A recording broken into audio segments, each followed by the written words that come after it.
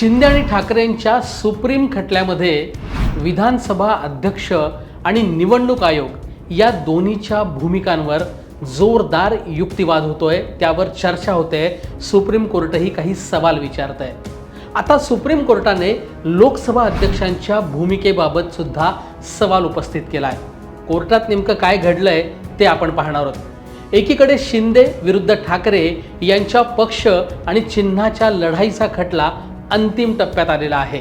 असं असताना सुप्रीम कोर्टाने तृणमूलच्या 20 बंडखोर खासदारांना सुद्धा आता नोटीस बजावली आहे। लोकसभा अध्यक्ष ओम बिर्ला यांनाही नोटीस बजावली जाणार असं दिसत असतानाच कोर्टात नेमकं काय घडलंय? सुप्रीम कोर्टाने नोटीस त्यांना बजावली आहे का? नेमका कुणाला इशारा दिलाय? आणि या घडामोडींमुळे पुन्हा एकदा पक्षांतर विरोधी कायदा चर्चेत आलाय का? आणि महाराष्ट्रातील दोन पक्ष म्हणजे ठाकरेंची शिवसेना आणि शरद पवारांची राष्ट्रवादी या वादावर याचा काही परिणाम होणार आहे का, अशी चर्चा आता सुरू झाली आहे। नेमकं काय घडलंय सुप्रीम कोर्टामध्ये ते आपण आता पाहूया। नमस्कार, मी सचिन जोशी, आपण पाहताय लोकमत.com। तृणमूल काँग्रेसच्या 20 खासदारांच्या बंडानंतर सुप्रीम कोर्टात टीएमसीचे राष्ट्रीय महासचिव आणि लोकसभा खासदार अभिषेक बॅनर्जी यांनी याचिका दाखल केली आहे। या याचिकेवरील सुनावणीनंतर टीएमसी पक्ष सोडून nationalist citizens party of India अर्थात NCPI या पक्षात प्रवेश करणाऱ्या 20 बंडखोर खासदारांना नोटीस जारी करण्यात आली आहे। सुप्रीम कोर्टाने ही नोटीस जारी केली आहे। या 20 खासदारांच्या अपात्रतेवरून सुप्रीम कोर्टाने जे भाष्य केलंय त्यावर चर्चा सुरू झाली आहे। सुप्रीम कोर्ट काय म्हटलंय? खासदारांवरील अपात्रतेची कार्यवाही निश्चित वेळेत पूर्ण व्हायला हवी। खरा मुद्दा नोटीस बजावण्याची औपचारिकता नसून कार्यवाही पूर्ण करणे हा होता, असं कोर्टाने म्हटलेलं आहे। टीएमसीने दाखल केलेल्या याचिकेत लोकसभा अध्यक्ष ओम बिर्ला यांनी खासदारांच्या अपात्रतेसंदर्भात करण्यात आलेल्या याचिकांवर लवकर निर्णय घेण्याची मागणी करण्यात आली आहे। त्याबाबतच्या या सर्व ही याचिका आहे। या सुनावणीत नेमकं काय घडलंय त्याबद्दल तृणमूलचे खासदार कल्याण बॅनर्जी यांनी काय माहिती दिली आहे, आधी ती पाहूया। जो आर्टिकल 32 पिटीशन फाइल किया था अभिषेक बनर्जी, जो 20 एमपी जो डिफेक्शन जो डिस्क्वालिफाइड हो गया नया पार्टी फॉर्म करने के लिए NCPI, तो उसको उस पिटीशन में आज अभी सुप्रीम कोर्ट ने नोटिस इशू कर दिया। पहले तो नोटिस सबका अगेंस्ट में इशू किया था। वो सॉलिसिटर जनरल तुषार मेहता उन्होंने वेट कर रहे थे पीछे चेयर में बैठ के। जब नोटिस इशू कर दिया वो सामने आ गया, बोला ना हम तो स्पीकर का होकर अपियर कर रहे हैं, नोटिस मत इशू करिए स्पीकर के अगेंस्ट में। तो ऐसा है वो अपियर कर गया, इसलिए नोटिस नहीं इशू हुआ। लेकिन और 20 जो एमपी है उसका अगेंस्ट में नोटिस इशू कर दिया। वो हियरिंग होगा, अभी शुरुआत है।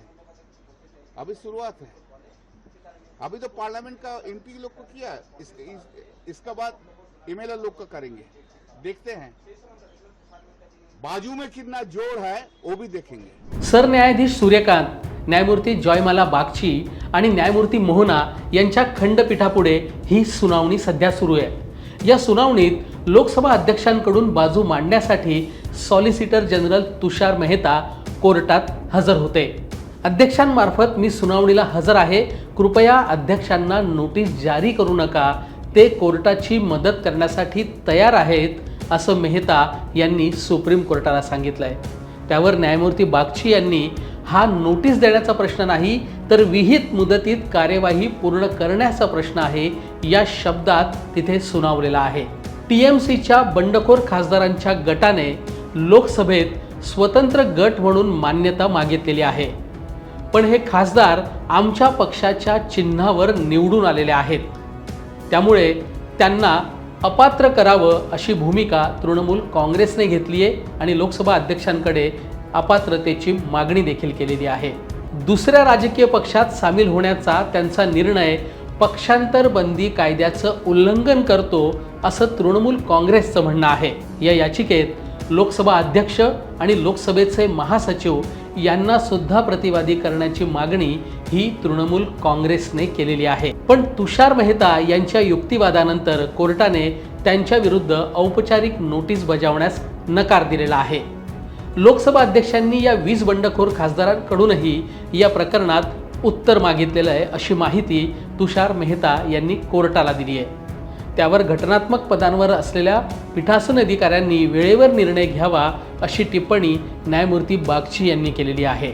ठाकरे विरुद्ध शिंदे गटाच्या संघर्षाच्या सुनावणीत ठाकरेंतर्फे सुद्धा आधी आमदारांच्या अपात्रतेचा निर्णय घेतला गेला पाहिजे होता, पण त्या निर्णयाच्या आधीच निवडणूक आयोगाने पक्ष आणि चिन्ह शिंदे गटाला देऊन टाकलं असा युक्तिवाद केला होता. पण आता या सुनावणीमुळे पीठासीन अधिकाऱ्यांनाही वेळेत निर्णय घेण्याची मर्यादा असावी असं स्पष्ट संकेत सुप्रीम कोर्टाने दिलेत. दुसरीकडे उबाठामधून बंड करून शिंदेंकडे गेलेल्या 6 खासदारांविरोधातही याचिका दाखल करण्यात आलेली आहे. त्यामुळे ठाकरे शिंदेंच्या खटल्यात विधानसभा अध्यक्षांचे अधिकार आणि तृणमूलच्या प्रकरणात लोकसभा अध्यक्षांचे अधिकार यावर सुप्रीम कोर्ट काय भूमिका घेतं ते पाहणं महत्त्वाचं ठरणार आहे. कारण या निर्णयावर आणि सुप्रीम कोर्टाच्या भूमिकेवर बरंच राजकारण अवलंबून असेल. त्यामुळे तृणमूलच्या खासदारांच्या बंडखोरीबाबत सुप्रीम कोर्ट नेमकं काय निर्णय घेतं, लोकसभा अध्यक्षांना काही निर्देश देतं का ते पाहणं महत्त्वाचं ठरणार आहे. असेच निर्णय ठाकरेंच्या बाबतीत देखील काही घेतले जाणार आहेत का तेही पाहणं महत्त्वाचं ठरणार आहे. सुप्रीम कोर्टाने जी भूमिका मांडलेली आहे की पीठासीन अधिकाऱ्यांनी वेळेत निर्णय घ्यावा, याबद्दल तुम्हाला काय वाटतं ते कॉमेंट बॉक्समध्ये नक्की लिहा. व्हिडिओ पाहिल्याबद्दल धन्यवाद.